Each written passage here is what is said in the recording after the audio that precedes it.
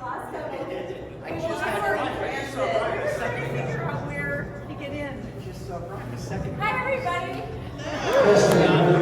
Wow, this is hilarious. All right, well, that just means we're going to have to move on 3 times.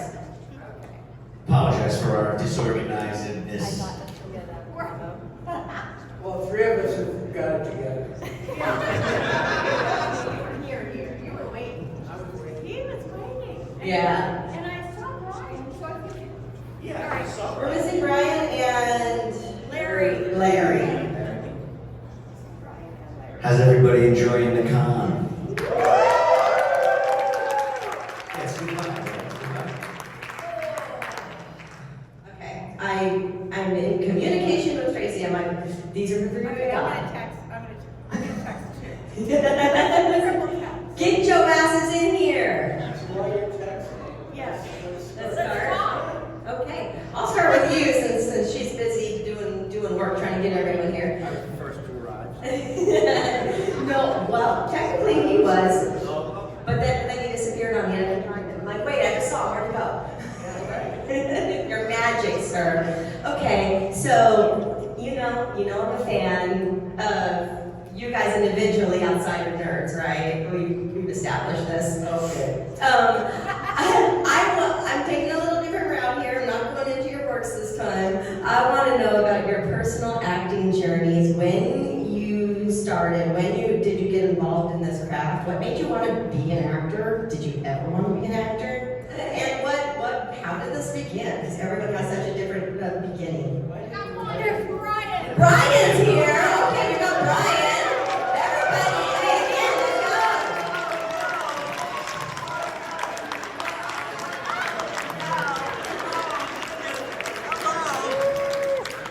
Hello.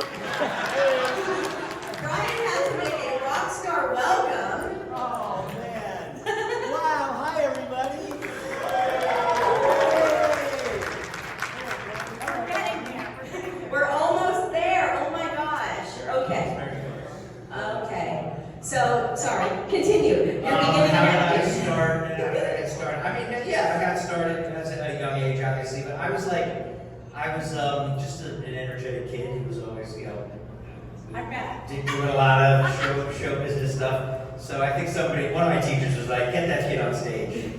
So they kind of hooked that up and I started doing community theater. But it was all because I come from a family of very gregarious people and you have to fight tooth and nail just to get any attention whatsoever. So it's all because of that shapes you, and that's why I'm an actor, I think, too. His parents are great. They're Oh, really yeah. But funny. yeah, they know them. They know them. Your parents are on the set with you, right? Yeah, my mom Yeah. mostly, but my dad too. Everyone, one more time. Larry!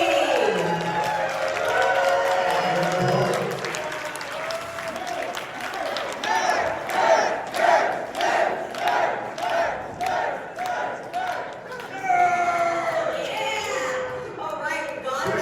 Together, man, we got it. Okay, so I'll pass to you since you're here. Hi, everybody. Party. The question I began with you guys is how did you get involved in acting? How did I get involved in that? Yeah, your We're beginning. gonna start with the guy who just sat down, huh? Okay. Yeah, that's what happens when you're tardy. Turning to the party. I actually started out as the class clown, sure you couldn't tell. And my social studies teacher, just so you never know where it comes from, she said, why don't you put some of that on stage? I was like, yeah, right, whatever. So she gave me the address to a theater. This is New York, I'm in Queens. So I had to take 2 trains and a bus at 12 to be there at 8 in the morning on a Saturday. And I come from a big family, so my mom was like, here's $1.50, see when you get back. So I went there and they were doing the Wizard of Oz, and I got the role of the janitor. And if you know anything about Wizard of Oz, ain't no damn janitor in the Wizard of Oz. I was the janitor. So I was the janitor. I sat there and I learned all the lines, and as fate would have it, 3 weeks before the show started, the wizard dropped out. I got to be the wizard because he dropped out, and when the show was done, a lady who came to see the show, the girl was playing Dorothy, her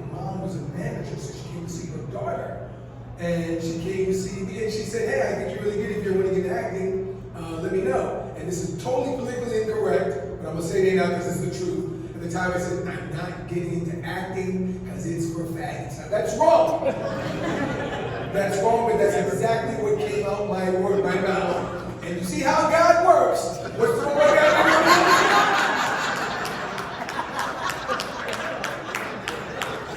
By that time, you hadn't seen the error in your ways, though, and you're like, okay, all right. Like, I got you, man, just wait. That's called karma. Okay, so for me, let's see, I always was in school plays and stuff like that, and loved singing and you know, but I realized that when I was in a play, like when I was 10 or 11 or whatever, and I was up there on stage, I was getting applause for my feelings and for whatever the character was, you know, however I created my character at 11. But anyway, like I was like, this works, because at home, in the house, in the family system, there was no room for like feelings or, you know, like being kind of an individual. So I'm like, I think I'm gonna stay over on this side and be in the theater and, you know, plays and movies. So that led to becoming a teenage model at 14, 15, and I was living in New Jersey, so I went into New York City, and that seemed to happen really easily at the time. And then I ended up on a soap opera out of nowhere, and that was kind of the beginning, part of the beginning. So, right, so. One Life to Live, One Life to Live. originally, yeah. So it was all about expressing myself. How old were you when you By landed high that school. role? On the soap? I was 16. Wow. Yeah. So that was fun. Where? What part? Where? New York or? In New York. Yeah, I was the original Samantha Vernon. The original Sam. And let's see, so I started when I was 16, and then like 6 months later, they upped me in my age on the show to 18 so that I could be involved with older men, which I didn't mind. I thought that was good. So, anyway, it went on from there. I never wanted to be an actor. My father was an actor. My 2 older brothers were actors. I had zero interest in being an actor. All I could think about when I was growing up was cars. I loved cars. I wanted to be a racing car driver. That was my whole focus until the Cowboys came along. So the Cowboys comes along, and the studio is trying to hire my brother David to play the Bruce Dern role. And Bruce Dern winds up shooting John Wayne in the back. And David said, I don't want to be the guy that shoots John Wayne in the back. But he said, hey, you know what, Bobby? There's a lot of kids in this movie. Why don't you go in and meet on this show? And I said, no, that's all right. I don't really want to do that. Thanks anyway. He said, you've got everything to gain and nothing to lose. I went in there. I was scared to death. The scene that I had to perform was a kid who was scared to death because he has to read a poem in front of John Wayne's character. And I got it. And that was the beginning of the end. I mean, the Carradine family is legendary, and including this guy who's legendary. Can I just say, including your daughter, a big fan of her, huge. So yeah, so talented. And a collective of his family are in the entertainment business. It's an amazing thing. It's quite a dynasty of family in the entertainment business. So how did you start, sir? Well, I was a little kid. My parents had the 2 top Beverly Hills hair salons in Beverly Hills. And at the time, my dad's clients were like Lucille Ball, Lana Turner, Eddie Mark, Judy Garland, Little Liza. I mean, all of these people and the wives of these big stars. And the other rival hair salon was John Peters, who ended up becoming a big producer in Hollywood, like Batman, Superman. He talked just a ton of stuff because he was the boyfriend of Barbara Streisand, who used to cut hair up. Anyway, so I was a little kid running around the hair salon. I was around 5-ish, and one of my dad's clients was one of the top kid agents And she sees me running around, she says, "Who's that?" "Oh, that's my son." She goes, "Let me meet him." And I come over, "Hi, how are you?" And I had a lot of energy as a kid. And when you're not in the entertainment business, you're a brat. But if you're in the entertainment business, you have personality. So she said, "Do you think you would like to be in, like, commercials and television and movies and stuff?" And so he says, "Well, I'll ask my wife." So I heard that, right? So he goes to my mom, to their house, and he goes, "The agent said, would Brian like to be in these movies or commercials or whatever?" She says, "Absolutely not. They're weird. Hollywood people know." And I go, they said, "Okay, well, we'll try it out." And lucky enough, one of the first things I ever did was, I'm one of the only living people who did an original Star Trek and have come back to do another in the series. There was a bunch of different ones, but they've all since passed. I happened to be a little kid in an episode called "And the Children Shall Lead." So it was me and another guy, Ron Howard's brother, Clint, who has the distinction of having done an original and gone on to do another in the series. But that's how I kind of started it. And I was just very fortunate just to continue the acting thing. And there was really not a lot of Asian actors. They didn't hire a lot of Asian actors at the time. So I kind of opened the door in a lot of respects for a lot of Asian actors. And I just kind of stuck at it since I had no other talents. I wasn't No other marketable skills. So I stuck with it, and that's what happened. Amazing. Thank you, gentlemen and lady, for sharing. All right, we have a lot of audience here. I want to make sure we get to some questions. Anyone got a question? Don't be shy. I can do this all day long, but this is your show. Okay, we'll get going. All right, super. Okay, so going to the nerds, okay, because as much as Brian knows I would love to chat his ear off about diagnosis murder all day, we're not doing that this time. I would love to know, do you guys remember the first scene that you shot in Nerds? Yes, it was the scene where my father, James Cromwell, and my best friend, Anthony Edwards, and I are all in the station wagon, and we're on our way to Adams College. And we hadn't really, I just learned how to do the laugh the night before, because Jamie Cromwell taught me how to do the laugh.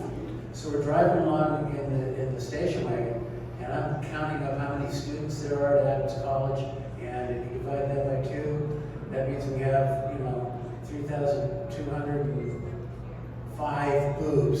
And we crack up, and Jamie Cromwell, we look at each other, and we do this laugh, and it's coming out in stereo, and it's just hilarious.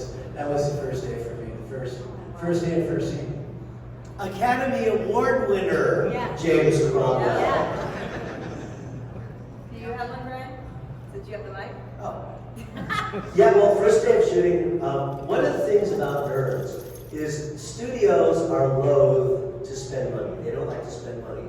But we were very fortunate in the sense that 3 weeks prior to principal photography, they flew out the main lead Nerds. So, 2 weeks? 2 weeks. Okay, 2 weeks. Felt like 3. But they flew us out to kind of rehearse and to bond.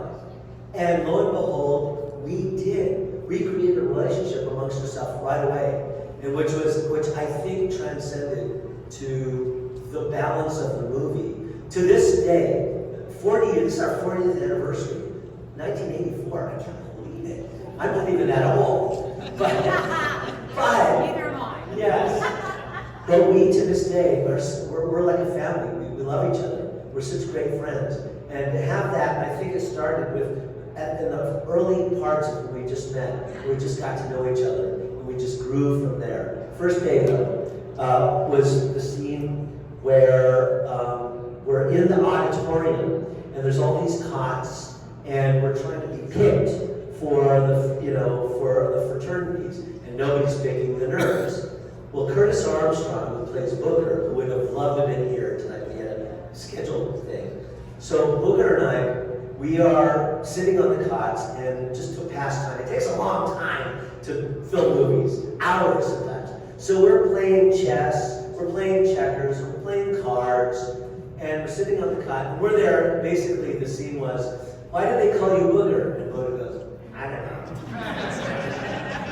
Anyway, so the director comes by and says, oh, well, you guys are up. So come up with something. So we're making ourselves laugh with these card little things. And so he and I crafted like this stuff, this thing about Takashi being taken by Booger. And so what happened is we did this thing for the camera. The director liked it. And so fortunate for us, he said, you know what, just keep coming up with stuff. So between Booger and myself, about 95% of the stuff you see between me and Booger, or Takashi and Booger, was never in the script. It was just stuff we came up with. But anyway, that was the first one. Awesome, thank you. I'm having a hard time remembering what my first scene was. It was a long time ago. Well, I just can't remember what the first one was, because I would always go to the set, whoever was working, and watch them work. And we'd always go, On the porch with you and that other. that gorgeous girl that he has a crush on. Oh, that's right, it was me you had a crush on. It might have been that scene. That might have been the first day. When I'm on the porch with the other sorority bitches, you know, me and the other sorority bitches. And yeah, we got to see just how mean Betty was before she saw the light. That was a fun scene, actually. Yeah. Yeah, it's hard to remember exactly, but I feel like the gymnasium stuff was very early on. And so, yeah, the first day, so coming through with the parents, I don't even want to go to college and all that stuff, that whole bit. We must have did like pickup shots or wides or something before that. But that was, yeah, it was the whole gymnasium sequence was the first like setup, I think. So that's what I remember. Yeah, and that was the same for us. And I think what Jeff did, which was so smart, excuse me, was he didn't have us sit together. So we weren't, you know, though we were all nerds, we were all spaced about the auditorium, kind of like you guys are right now. In fact, Big Six, randomly, you didn't know, you just chose the seat you chose, right? So it was kind of the same way, and he wanted that same effect. And Lamar, remember 1983 right now, you know, gay is in, I don't mean that in a bad way. And that was accepted. Back then it wasn't. So, and one of the things that I got to do was be Lamar and not apologize for being Lamar. I didn't realize how big that was at the time. But I didn't think anything of it. As an actor, you're just taught to go for what you want. You know, and the actors will understand, the other folks you think I'm just babbling. But so it's just, Lamar was Lamar, it wasn't anybody else. So when he said Lamar Luttrell, and he said Luttrell Lamar, he got it wrong. It was Lamar Luttrell. so that was our first date. That's amazing, thank you. Yeah, okay, has anyone thought of anything? All right, now. And don't be shy, guys. Y'all gonna figure out it's the whole drive-in, man. Get it out. Did you guys know 40 years after the fact that the talent show song would still be such a banger? I didn't think about it, but I knew it was an awesome tune. No question about it. And remember, and that's a good question, because 40 years ago, remember, rap wasn't even really accepted back then. So gay rap was even further to the left of that. But we had a blast doing it. I remember them saying, and it's interesting, you know, what you guys see in the finished product is obviously for those guys who shoot, is not what you shot. It's the finished product. So there's a lot of things like Curtis, the reason he's wearing a Elvis Presley outfit is because he actually came up and did an Elvis Presley rendition of, I can't remember, what song did he do? I Can't Help Falling in Love with You. He actually came, that didn't make the cut, obviously. And then there were a couple other things that we all did that didn't make the cut. And then they asked me, what do you want to do? And I just said, I want to rap. And they were like, okay. Okay, let's see what you got. And then the cool thing about this is, Andrew did not look like this 40 years ago. He was like 15, and I was like, hey man, I want to pop and break, and he was like, okay. And he just came on and we did it, and we didn't know the thing that you can't tell on TV is the temperature. And it was nighttime when we shot that in Arizona. If you know anything about being in the desert, I'm sure nobody in Vegas knows about that. It's not exactly warm. So it was what would you say, Bobby? It was at least One. Yeah, 1, 2, 3. We shot it till like 4 in the morning. Yeah, and it was Also- like maybe 30, 40 degrees. And Yeah, but Larry's being polite. He wrote the rap, and he also choreographed the dance. oh, Yes. that's nice. Larry wrote it. Yeah. And if you guys can put your hands together, maybe somebody I know who looks like me could do it.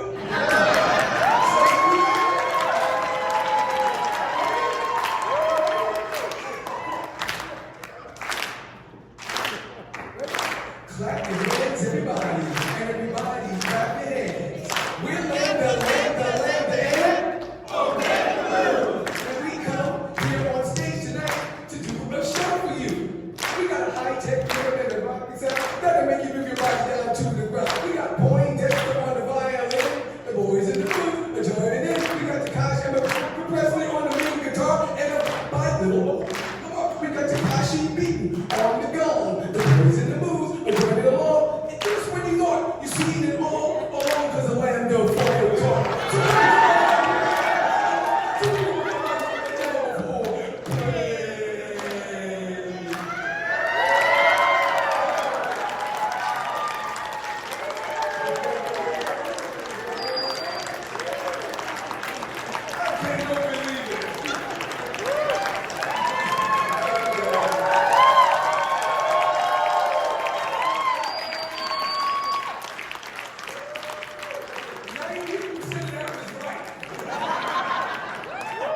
You gentlemen still got it. Still got it, huh? So Andrew, did you have dance background? Did you get frustrated trying to teach him how to move? How did this happen between you guys?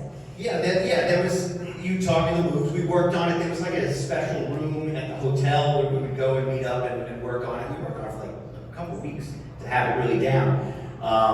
But yeah, I had done dancing in like on theater, on Broadway and stuff, and was used to dance captains and people trying to teach you moves and stuff like that. And I had actually, it was still earlier on in my career, so someone was like, "Oh, you should put him in a dance class or whatever." And my parents put me in some like local ballet class. I was like, I hate this. Oh, yeah. I don't like ballet. I don't know. This is not me. Although now, in retrospect, I wish I could have stuck with it because it's just it's a great skill. But yeah, so I had a little dancing background, but I'm what they call an actor who moves, right? Dancer who acts. I'm an actor who moves. From New York to Brooklyn to.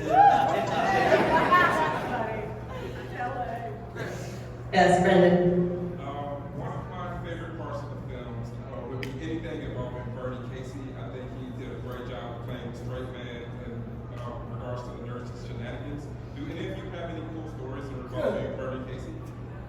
Yeah, I got one. Bernie, after I was, I don't know if you guys know the film, or don't know it, there was a scene where we were having a party and I had a balloon over my head, and I'm dancing and having fun with my partner. And Bernie says to me between takes, "You're such a good actor. It's a damn shame that all they're gonna know you for is this." I looked at him and didn't understand it at the time. 40 years later, he was right. I was just a fan. I was like a fan around him. I could barely talk to him. He was an incredible person. But I do want to say something that goes unspoken about, and that was really kind of the bedrock and the foundation for us even doing what you guys saw. It's that guy over there, Bobby Carradine. He's really humble. The stars always set the tone for the film. For those in the film who do film, they know this. The stars are going to make it really easy shoot, or he's going to make it a really hard shoot for everybody. And I can remember showing up in Tucson, Arizona in 1983.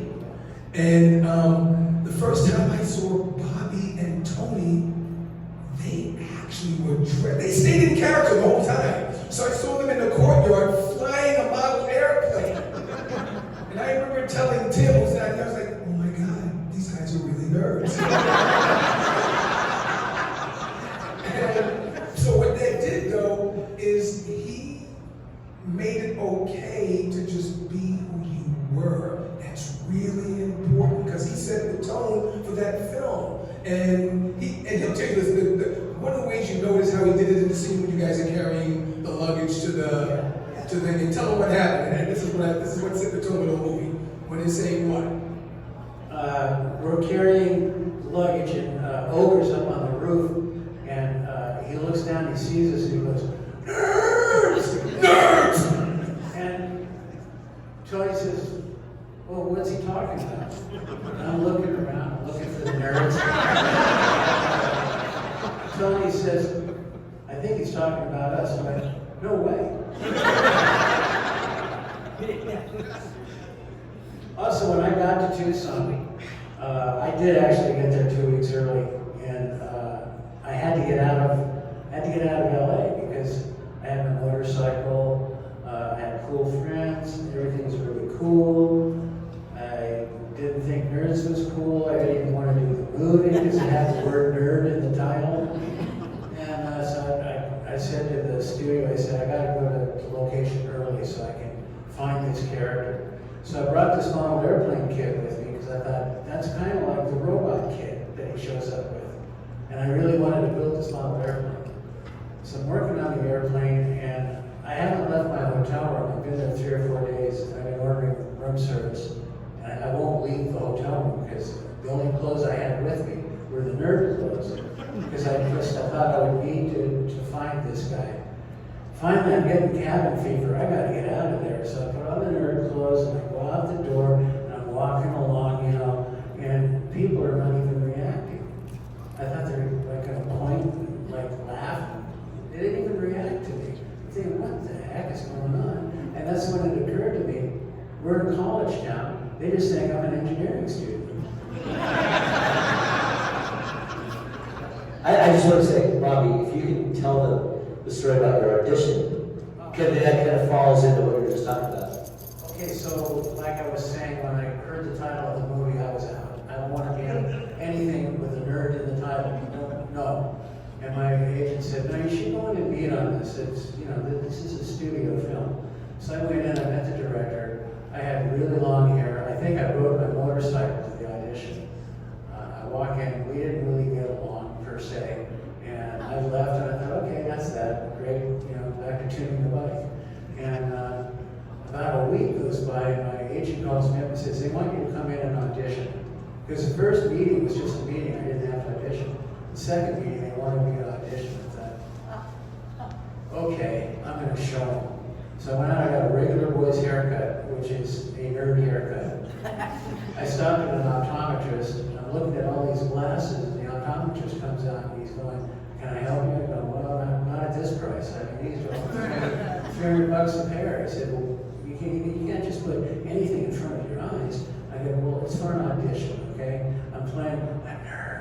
He goes, oh, a nerd? And I'm like, yeah. So he goes in the back of his store, and he comes out with a shoebox. He blows the dust off the top, opens it up, and it's full of nerd glasses, like they wore in Apollo 13. Like those guys are all wearing these glasses. And I said, those are perfect. So I got the glasses, and I was dressed a little bit nerdy, and I go to the meeting, I'm going to audition, and I'm sitting out there in the outer office, and the casting assistant comes out, looks right at me, and goes back in. And I'm sitting there waiting, and she comes out again, looks right at me, goes back in the office. I go, wait, excuse me, I'm here for an audition at 2 o'clock, it's like 2:15, what's going on? She says, oh my God, Bobby? I said, yeah. She goes, come on in. And that's how I got it. Any other questions? Yeah. During filming Meandering, were you allowed to see any of the movies on set? Great question. Were you allowed to see any of the boobies on set? Is the question if you didn't hear? Yes and no. I was not allowed to see anything. There was a whole thing. There was a whole, well, you know, I'm a kid. I'm resourceful. But no, there's a whole question of like, oh, what was he gonna be allowed to see your mom's on set the whole time? It's like, it's a little embarrassing or whatever. But you know, they kept me from seeing most of the stuff. But I got to get a glimpse of some of the fun that was going on. Somebody had said like, oh, it must have been such an amazing, you must have had such an amazing time as a kid on a movie set, and I did. Or he said you must have had the best time of anybody, and I felt like I did, but I know for a fact that these people all had a much better time. Much better time. You guys actually drinking during the tricycle race? Yes. This is a great question for Brian.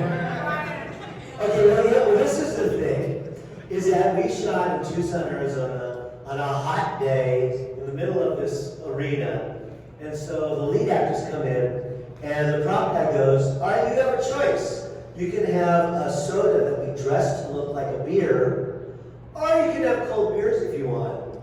And I go, what are you, stupid? Of course I want cold beer.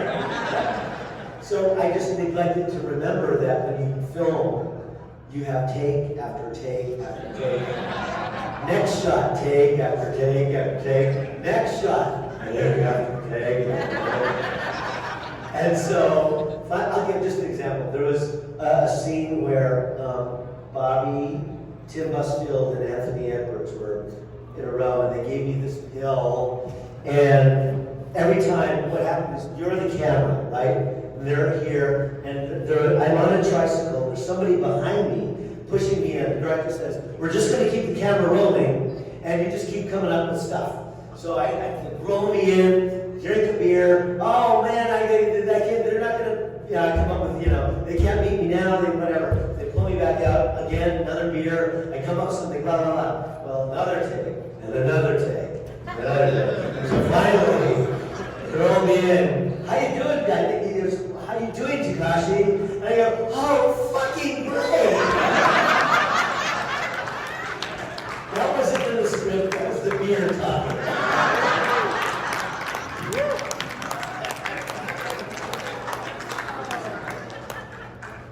At what moment did you know that it was going to be absolutely iconic? Was it while you were making it, or was it just getting recognized on the streets afterwards? It was 40 years ago. I know like all your character names, like whenever we say Poindexter, we all know a Poindexter in real life, or a booger, or an ogre. I mean, it's just literally probably the best ensemble comedy that I can think of with the amount of characters that there are. Thank you. At what point did it really like? The point was probably like 5 minutes ago.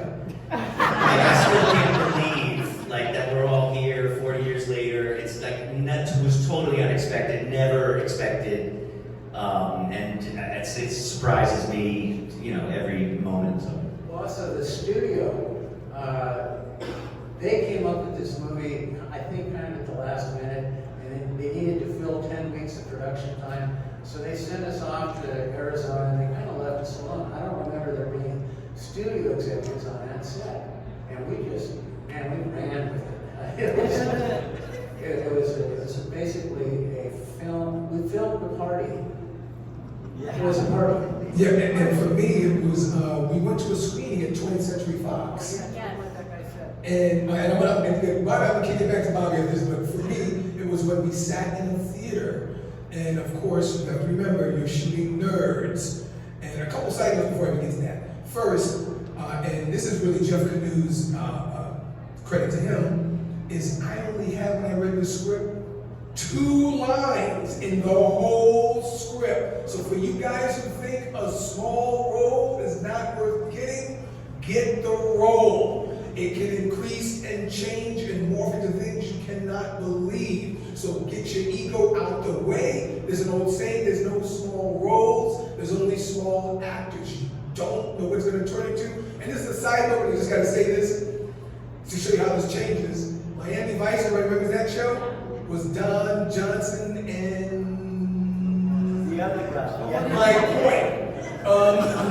It started out as Philip Michael Johnson as the star. He ran into issues, substance issues, Josh was supposed to be the sidekick, and what happened?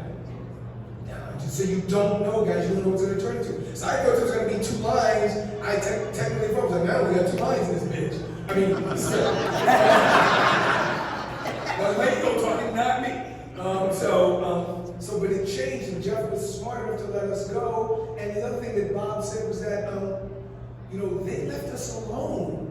And we had folks like Tim Busfield, we had folks like Bobby Carradine, and Andrew Cassis, and Julie, and Brian, who were willing to come up with stuff and bits like Brian just told you. And we were in an environment where they let us do that, and it was available. But now back to the answer to the question. I'm sitting in the theater in the back, because you don't want to be in the front if it's a bad one.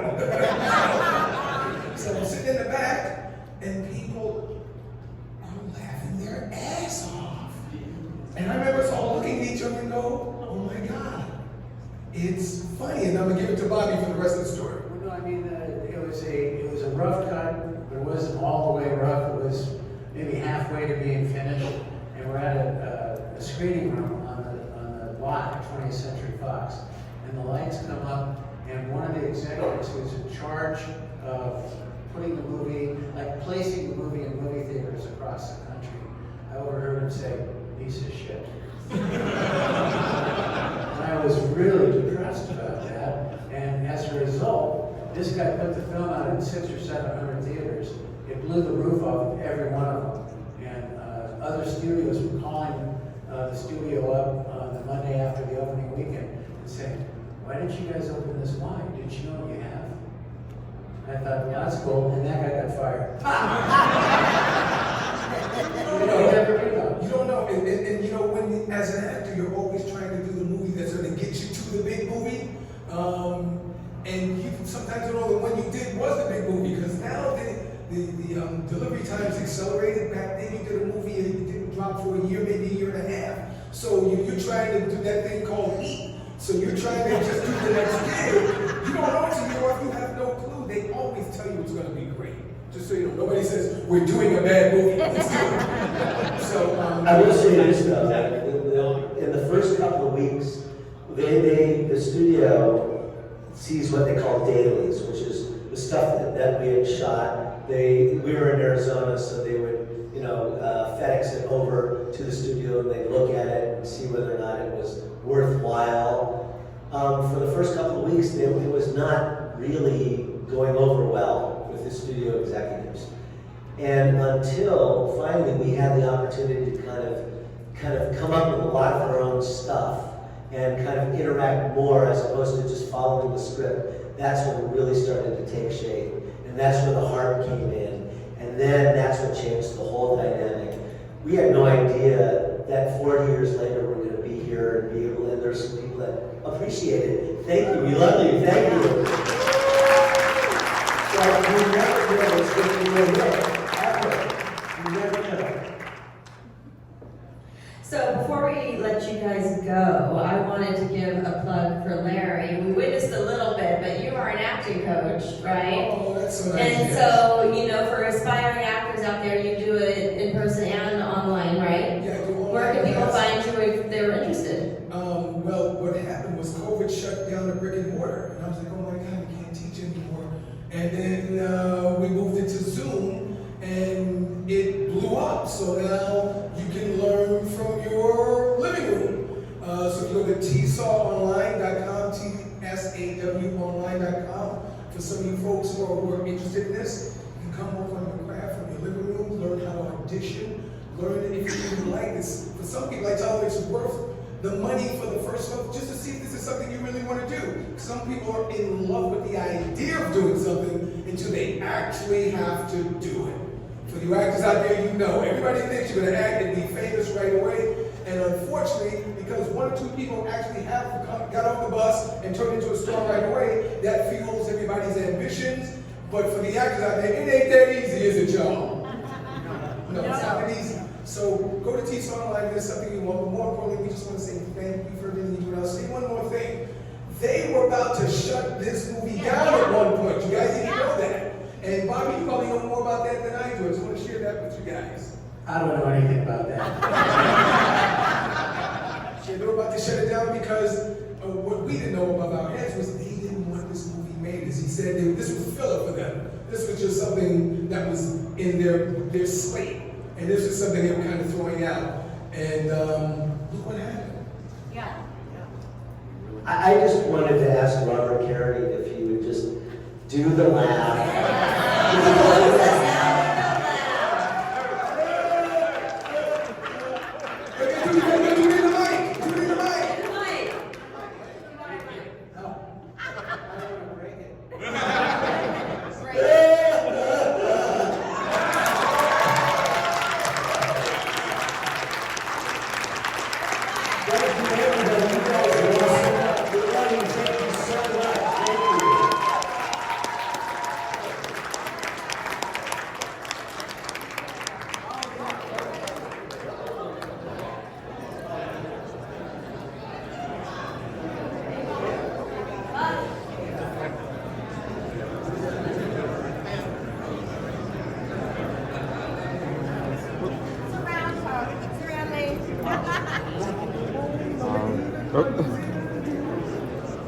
Alright, guys.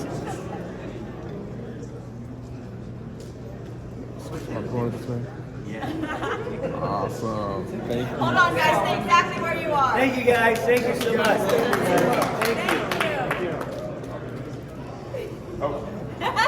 Come sit at us again. We'll be there. See you in a chat. Thank you. Thank you guys. Thank you so much. Thank you.